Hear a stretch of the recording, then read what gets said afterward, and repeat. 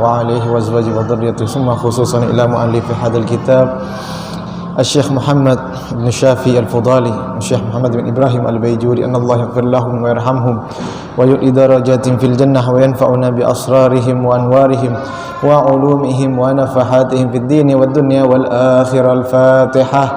A'udzu billahi minasy syaithanir rajim. Bismillahirrahmanirrahim.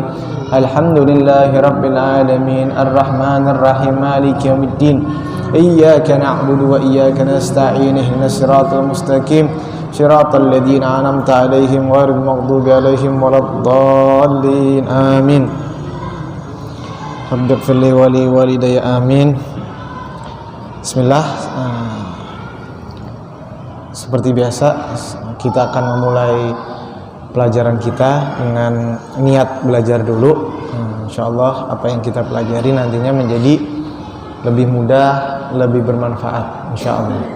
Bismillahirrahmanirrahim. Bismillahirrahmanirrahim. Nawaitu at-ta'alluma wat-ta'lima wa tadhakkura wa tadhkira wan naf'a wal intifa'a wal ifadata wal istifadata wal hatha ala tamassuki bi kitabillahi wa sunnati rasulihi sallallahu alaihi wa alihi wasallam والدعاء على الهدى والدلالة على الخير ابتغاء وجه الله وقربه وثوابه سبحانه وتعالى.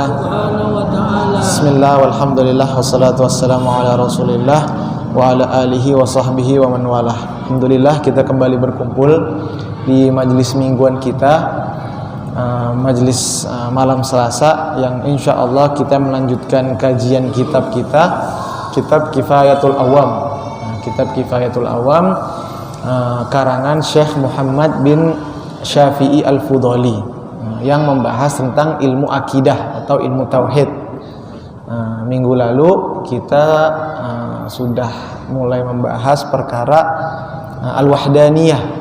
Wahdaniyah itu artinya tunggal ya.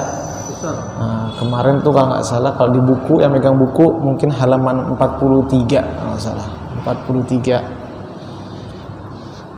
Minggu lalu kita bahas tentang wahdaniyah. Jadi wahdaniyah atau sifat tunggalnya Allah itu tidak seperti yang kita ketahui. Kita tahunya biasanya wahdaniyah artinya tunggal, ternyata tidak. Ternyata tunggalnya Allah itu pada zat, pada sifat, dan pada perbuatan. Maksudnya perbuatan kehendaknya Allah gitu ya. Lalu kemarin kita juga bahas wahdaniyahnya Allah pada zat itu maksudnya apa? Zatnya Allah itu satu, tidak berbilang, bukan gabungan dari beberapa zat. Dan juga meskipun zatnya Allah itu satu, zatnya Allah itu tidak menyerupai apapun. Jadi zatnya Allah itu berbeda daripada zat-zatnya makhluk ataupun yang lainnya. Yang kedua kemarin kita bilang wahdaniyahnya pada sifat. Apa maksudnya wahdaniyah pada sifat? Kemarin wahdaniyah pada sifat kita bilang bahwasanya sifatnya Allah itu satu, nggak ada sifat yang dua. Misalnya bagaimana? Kudratnya Allah dua, iradatnya Allah dua. Maksudnya iradah berarti kan Allah punya kemauan. Allah punya kemauan, ya iradahnya satu. Nggak mungkin ada dua iradah. Ketika ada dua iradah, ada dua kemauan, maka kan bertabrakan, ya kan? Jadi kalau iradahnya Allah berarti satu. Nah makanya dikatakan wahdaniyahnya Allah pada sifat, bahwasanya sifatnya Allah itu satu, dan sifatnya Allah juga berbeda dengan makhluknya, ya, berbeda dengan apapun itu. Nah, intinya Allah selalu berbeda dengan makhluknya. Yang terakhir, wahdaniyahnya Allah pada af'al atau perbuatan, yaitu bahwasanya segala sesuatu yang ada di alam ini itu adalah Allah yang melakukannya dan tidak ada percampuran apapun di situ. Jadi kalau misalnya ada seseorang yang meninggal itu, yang memiliki kehendak itu hanyalah Allah. Bukannya karena sebab kecelakaan jadi meninggal, bukan. Jadi karena Allah yang menginginkan orang ini meninggal pada saat itu, niscaya orang itu akan meninggal. Nah, sekarang kita masuk ke dalilnya. Kemarin kita hanya baru membahas tentang definisinya wahdaniyah atau sifat tunggalnya Allah. Sekarang kita akan membahas tentang dalil wahdaniyah. Bismillahirrahmanirrahim. Ad-dalilu ala wujubil wahdaniyati lahu ta'ala wujudul alami. Dikatakan oleh penulis, apa dalilnya, apa bukti bahwa Allah itu memiliki sifat wahdaniyah atau sifat tunggal.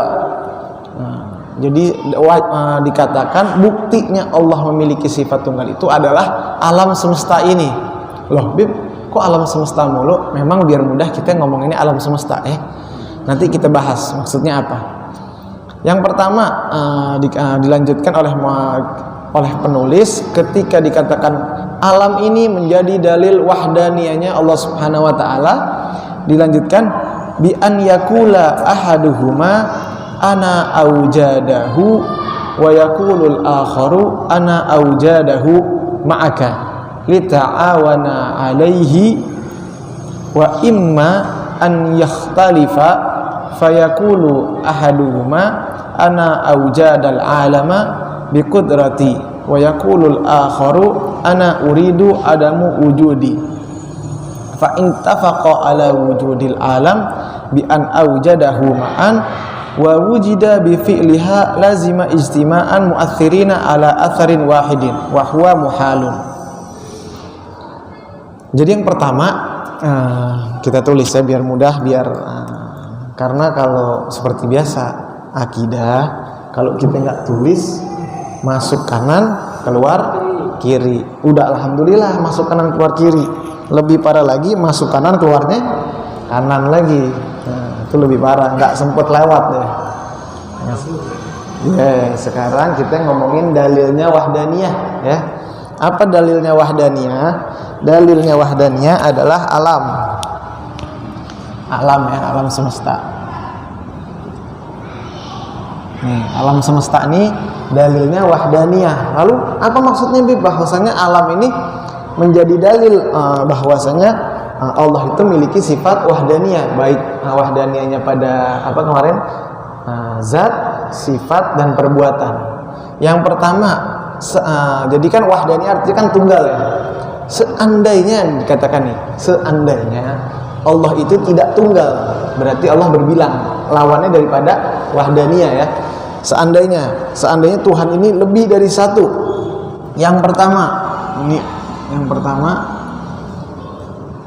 jika Tuhannya ini atau ya kita sebut saja Tuhan ya, Tuhannya ini berbilang lebih dari satu dan kehendaknya itu saling menyetujui, jadi bukan bertentangan. Jadi kayak misalnya saya punya kemauan A, yang satunya juga punya kemauan A, berarti kehendaknya sama gitu ya. Jadi yang pertama, seandainya dua pencipta, ada di kiri ya.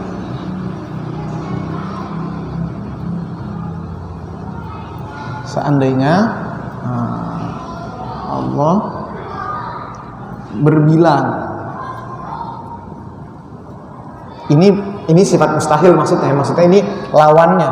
Jadi kita kasih contohnya daripada penulis, dalilnya kita bicara tentang wahdaniyah.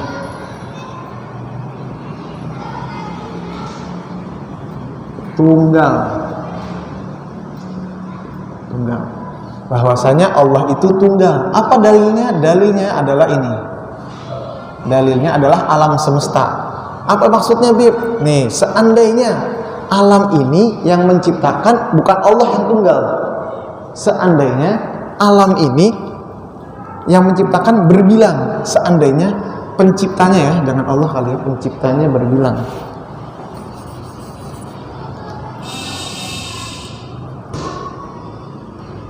Seandainya penciptanya berbilang, seandainya penciptanya berbilang, apa yang terjadi? Yang pertama tadi dikatakan oleh penulis apa? Dikatakan bi an yakula, Tuhan yang satu nih, yang satu berkatakan ahaduhuma ana aujadahu wa yakul akhar ana aujadahu, saling mengklaim. Tuhannya bilang saya yang menciptakan dan saya menciptakan. Jadi orang mengatakan bahwa alam ini berdua, Tuhan yang ini dua-duanya menciptakan bersama-sama. Contohnya ada orang bangun rumah misalnya, dia bilang, ada dua orang bilang ini rumah saya, yang satu juga bilang ini rumah saya. Nah, jika ada dua hal seperti ini, maka akan menjadi musibah, akan menjadi bencana. Kenapa? Gak mungkin dong ada satu rumah yang nyiptain dua orang, ada satu rumah yang bangun dua orang, pasti kan yang punya satu. Misalnya kita yang punya rumah, gak mungkin dong tetangga kita bilang ini rumah saya yang bangun nih. Berantem gak? Berantem, diaku-aku rumahnya. Nah, dikatakan begitu. Yang pertama, dua pencipta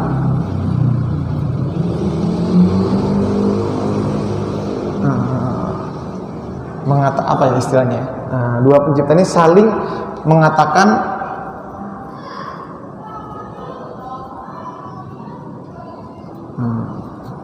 saya pencipta.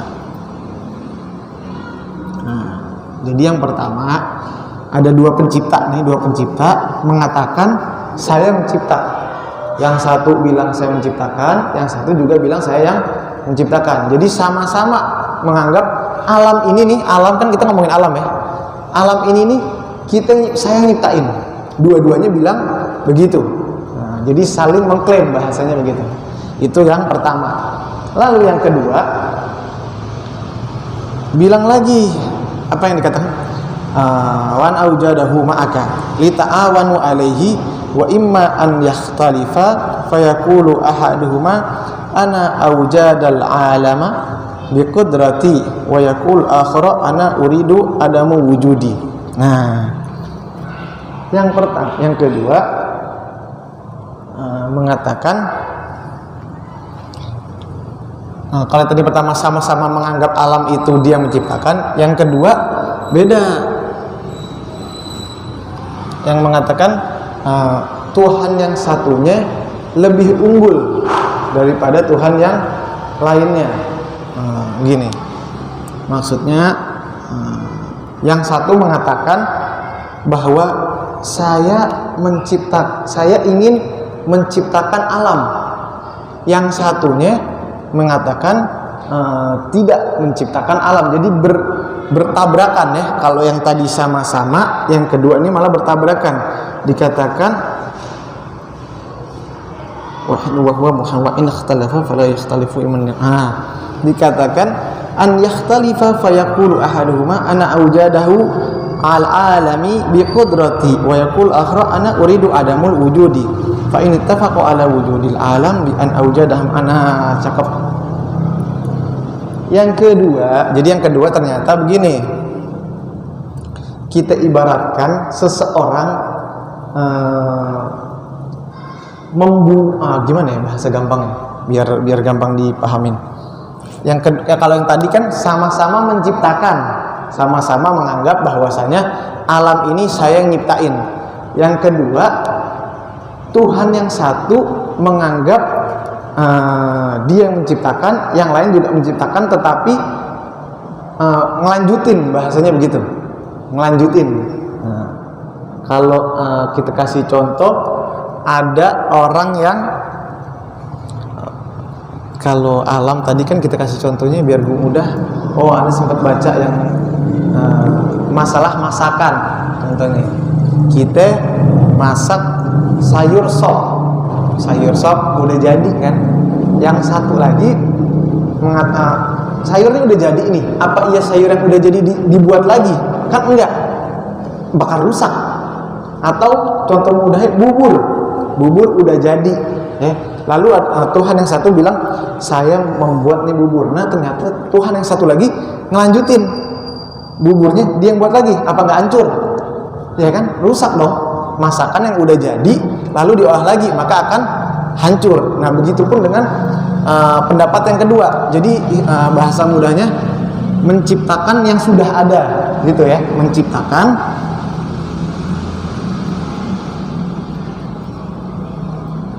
yang sudah ada. Contohnya tadi bubur ya. Orang buat bubur, ketika buburnya udah jadi diklaim, ini saya yang buat. Padahal mustahil. Kalau seandainya ada sesuatu yang sudah ada, lalu ada orang yang mengklaimnya. Jadi ini lagi-lagi sifat yang bertentangan. Jadi yang sekarang Anda jelasin nih bukan sifatnya Allahnya ya, tetapi bagaimana kita membuktikan bahwa mustahil di alam ini itu ada dua Tuhan. Lagi-lagi Anda ulangin, kita di sini lagi ngaji, bukan mempermasalahkan Tuhan dari agama lain ya. Kita di sini ngaji, kita membahas tentang akidah. Nah, bahwasanya kita membahas akidah kita mengatakan Allah itu tunggal. Sehingga kita menafikan atau kita menolak pendapat yang mengatakan bahwa Tuhan itu berbilang. Jadi ntar kita zaman sekarang bahaya nih, ngomongin gini dianggapnya melecehkan agama lain gitu. Enggak, ini kita lagi ngaji. Kalau kita nggak bahas, orang nggak ngaji. Ya dong, nanti aneh kalau bahas masalah Tuhan satu, ntar aneh ditangkap. Akhirnya orang nggak ada yang berani ngaji. Bahaya. Padahal hukumnya belajar akidah, kemana apa kita bilang? Wajib. Fardu. Akidah bagaikan pondasi. Nah, ketika pondasinya nggak kuat, rumahnya roboh. Nah, begitupun dengan masalah akidah. Nah, jadi yang pertama mengatakan sama-sama menciptakan. Atau bahasa gampangnya, rumah tadi kita kasih contoh rumah ya. Contohnya rumah. Iya, contohnya rumah. Saya membangun rumah ini, sedangkan yang satu lagi juga mengatakan saya bangun rumah ini. Kalau yang kedua bubur yang sudah ada lalu dibuat lagi, ngelanjutin. Nah, istilah begitu. Yang ketiga apa? Yang ketiga dikatakan di sini kalau uridu adam wujudi fa inna tafaqa ala wujudil alam bi an aujada ma'an wa wujida bi fi'lihima lazima ijtima'an mu'athirina ala atharin wahidin. Jadi wa ikhtalafa la yakhafu in yantafida muradun ahadihima aw la yanfuda muradu ahadihima fa in nafadal muradu ahadihima dunal akhar kana alladhi la yanfud muraduhu ajizan. Qad faradna annahu musawiyan uluhiyah liman nafadal murad fa idza thabata al ajzu li hadha thabata al ajzu lil akhar li annahu mithluhu wa in lam yanfud muraduhuma kana ajizan wa ala kulli sawa'un ittafaqan aw ikhtalafa. Selanjutnya dikatakan oleh penulis di sini, awalnya sama-sama menciptakan, yang kedua melanjutkan, yang ketiga saling, gimana ya bahasa gampangnya, yang ketiga ada tiga. Jadi setiap pembahasan ada tiga ya. Kalau yang pertama tadi, yang nanti tiga ini, satu lagi sih tiga. Iya, nyipta ini ngelanjutin istilah kata gitu ya. Jadi kalau yang tadi kan dia mengklaim bubur yang udah jadi, dia bilang dia yang buat lagi. Kalau yang terakhir ini alam nih kan bulat istilah kata. Tuhan yang satu nyiptain setengahnya, Tuhan yang satu nyiptain setengahnya. Jadi sama-sama memiliki kemauan. Beda ya sama yang bubur ini ya. Kita bubur, kalau bubur kan tadi sudah ada, cuman dianggap dia masak, dia buat lagi, hancur. Saya kata alam nih kalau udah ada Tuhan lagi yang membuat lagi, hancur. Nah kalau yang ini bekerja sama, bahasanya begitu, bekerja sama. Apa ya bisa dua Tuhan bekerja sama menciptakan alam? Kira-kira bisa? Kalau arsitek bangun rumah, ya bisa. Kalau alam nggak bisa. Masalahnya yang diciptakan itu kan kalau rumah kita buat bareng-bareng itu kan bisa, karena rumah ini benda mati, ya. Tapi kalau ketetapan yang nyiptain lebih dari satu, kacau. Misalnya nih, alam diciptakan yang satu pengennya laut semua, yang satu maunya gurun semua, nggak ketemu. Iya dong, ini kan bukan perkara kita bilang nyiptain bangun rumah. Kalau bangun rumah masih gampang, nggak usah dah rumah. Kalau bahasa kasarnya negara yang mimpin dua. Nah, saya mimpin dari Sumatera sampai Kalimantan, yang satu mimpin dari Sulawesi sampai Papua. Kebijakannya pasti tabrakan. Yang satu maunya kita nggak ekspor, yang satu maunya impor. Nah, kalau udah beda pendapat begini, negara bisa kacau, bisa kata begitu. Ini baru kaliber negara, apalagi alam semesta. Ketika ada dua pencipta, maka akan kacau balau. Nah ini menjadi musibah. Jadi dalil yang pertama alam. Dari sini kita bisa memahami bahwasanya mustahil Tuhan itu lebih dari satu.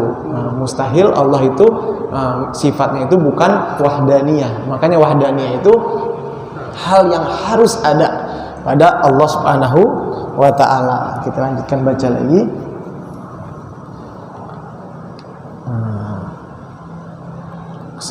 Kalau yang tadi itu ittafaqa, kalau yang kedua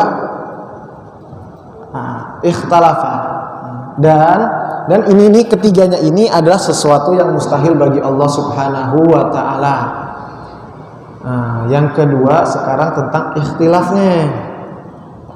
Al-yazam ijtima'an mu'athirin ala athar wahid inna fadal muraduhuma wa dhalika muhalun.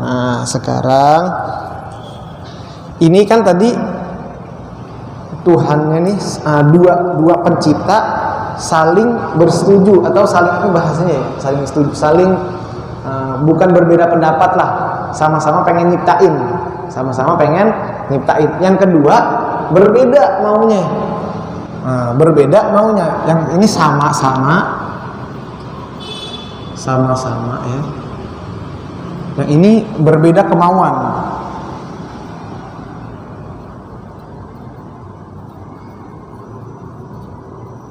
Berbeda kemauannya.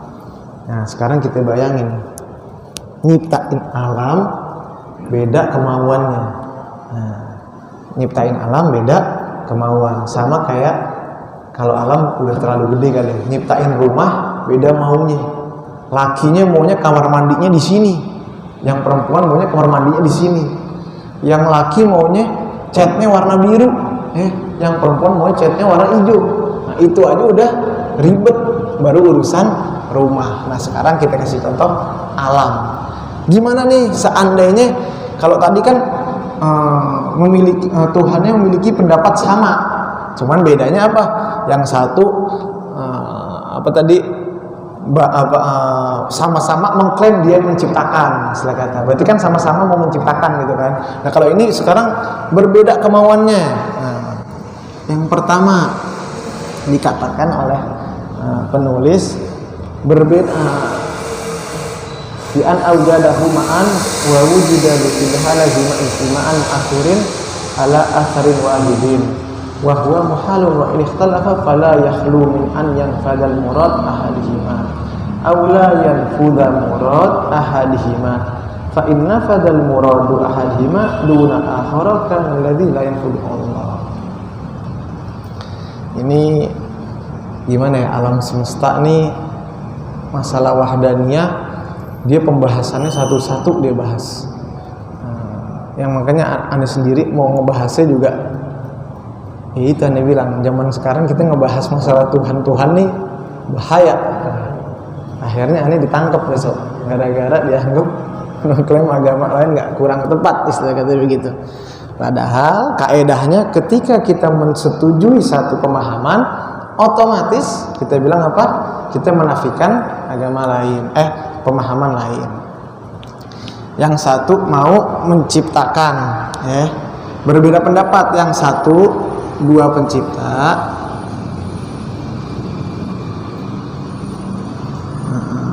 beda kemauannya. Maksudnya apa? Yang satu mau menciptakan apa, yang satu mau menciptakan lainnya. Yang kedua, saingan Tuhan nih. Maksudnya saingan gimana? Saya mau nyiptain A, yang Tuhan yang satunya nyiptain B.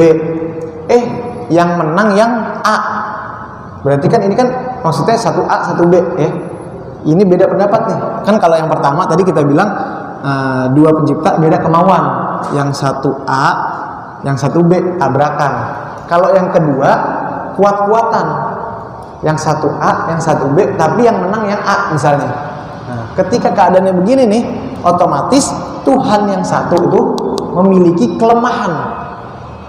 Misalnya nih, Ana punya kemauan A, adik Ana punya kemauan B. Ketika Ana yang unggul, otomatis adik Ana lemah dong. Dan ketika adik Ana lemah, berarti ada kemungkinan juga nih saya punya lemah juga. Iya dong, karena kan Tuhannya istilah kata punya kedudukan yang sama, sama-sama pencipta. Jadi ketika yang satu punya keunggulan, punya kelemahan, otomatis yang lain juga punya keunggulan dan punya kelemahan. Makanya di sini kalau ini berbeda kemauan, tabrakan istilah katanya, kemauannya bertabrakan. Kalau yang ini kemauan berbeda,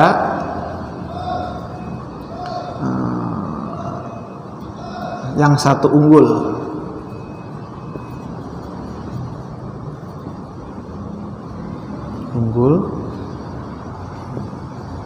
Yang lain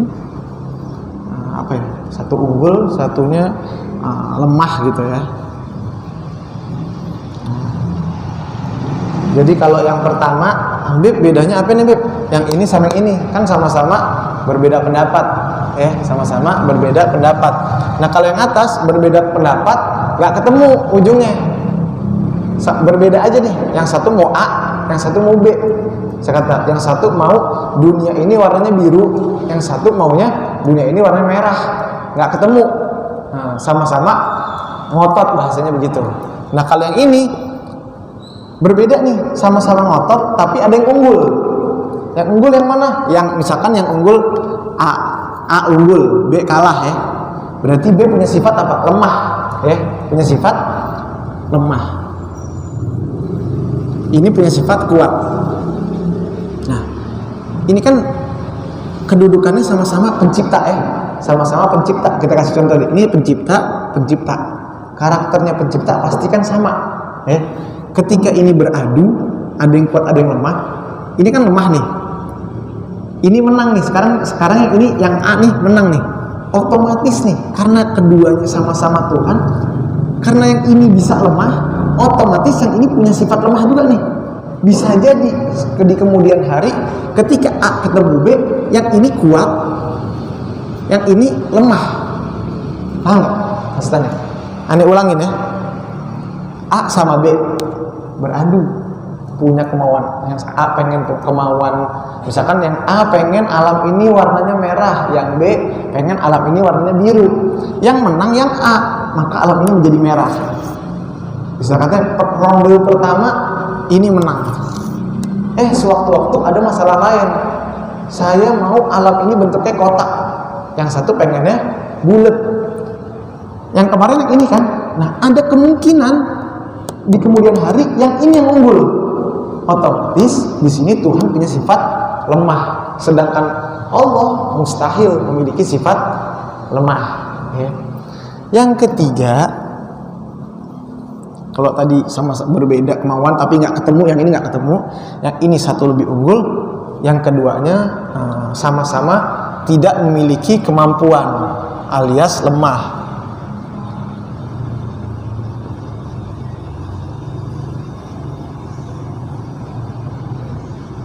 Dia tidak menciptakan sama-sama.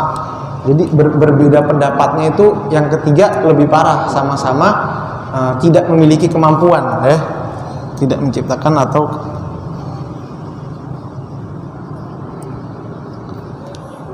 kalau misalnya yang tadi ngadu, jadi yang paling pertama tingkatannya kan sama-sama ngotot, sama-sama ngotot nggak ketemu ujungnya. Yang kedua sama-sama ngotot, tapi yang satu unggul, yang satu kalah. Yang ketiga sama-sama lemah. Yang ini nggak bisa, yang ini nggak bisa. Jadinya nggak ketemu tuh sama-sama, dan itu mustahil bagi sifat Allah Subhanahu Wa Taala itu memiliki sifat lemah, dan ini dikatakan sifat muhalun. Muhalun adalah sifat mustahil bagi Allah Subhanahu Wa Taala.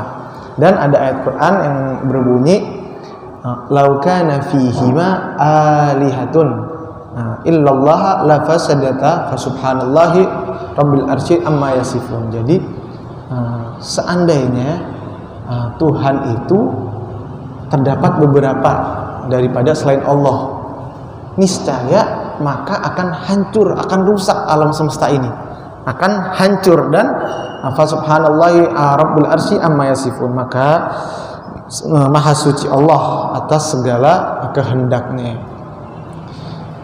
Aneh pas baca ini, aneh bilang, ya Allah, ini perkara tauhid kita ngaji kok bisa ulama itu membahas sedetail ini gitu, wahdaniyah sampai ya gini aja deh. Kita kebayang nggak nih kata-kata ini tadi nih, ini bakal bertabrakan, yang satu bakal kuat, yang satu bakal lemah, nggak kepikir. Kita tahu wahdaniyah, Allah sifatnya tunggal, udah kita tahu tunggal aja deh. Nah, ulama definisinya satu-satu, seandainya ini. Makanya pas masalah fikih itu, misalkan ngaji fikih itu kan pembahasannya agak aneh-aneh tuh. Gimana seandainya kita sholat di kamar mandi gitu, kan kadang kita nggak kepikir bagaimana mungkin ada orang mau sholat kamar mandi, ternyata bisa jadi misalnya nih ada orang di dia nggak bisa keluar nih, kalau dia keluar kan bisa mati, bisa kata begitu. Nah, dalam keadaan seperti ini nggak ada pilihan nih, waktu udah mepet, akhirnya sholat, hukumnya apa? Makruh. Sholat di kamar mandi itu hukumnya makruh, ya. Tapi kamar mandinya bukan yang ada WC-nya. Nah, ini agak keluar dikit maksudnya.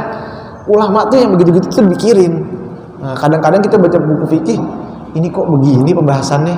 Nah, kita nggak tahu ke depannya tuh alam ini seperti apa, kita nggak tahu.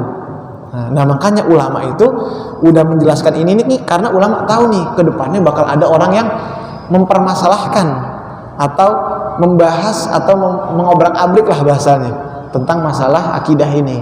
Makanya dikasih contoh, seandainya Tuhan itu memiliki dua kemauan, seandainya kemauannya itu sama, seandainya. Nah, jadi seandainya itu banyak. Sampai nanti dikatakan selanjutnya itu disimpulkan oleh penulis di sini, dikatakan fathabata anna ilahu wahidun al-alami dalilun ala wahdaniyatu. Jadi bahwasanya telah ditetapkan alam ini nih, alam tadi ini Anda bilang menjadi dalil. Kenapa? Jadi ana ulangin lagi sekali lagi yang mungkin sebagian bingung, Bib, terus urusannya apa nih? Tadi nih kita bahas nih sama alam, ya kan? Mungkin sebagian bingung, apa maksudnya nih? Kenapa dalilnya alam? Maksudnya, kenapa alam ini menjadi dalil wahdaniyahnya Allah? Bahwasanya alam ini nggak akan terbentuk kalau Tuhannya lebih dari satu, ya kan? Ini yang dimaksud tadi. Seandainya Tuhannya dua, meskipun pendapatnya sama, akan terjadi tabrakan pendapat, saya kata. Jika pendapatnya berbeda, akan menjadi masalah, begitu. Makanya alam ini ada nih. Sebab apa? Sebab Tuhannya satu. Dan ini merupakan sifat wajib bagi Allah Subhanahu wa Ta'ala. Dan ingat, ini kita lagi ngaji. Jangan nanti kemana-mana pembahasannya. Nah, akhirnya besok minggu depan nggak ketemu gitu. Lanjut ya. Salah satu poin yang penting sebelum aneh udah mau azan juga nih,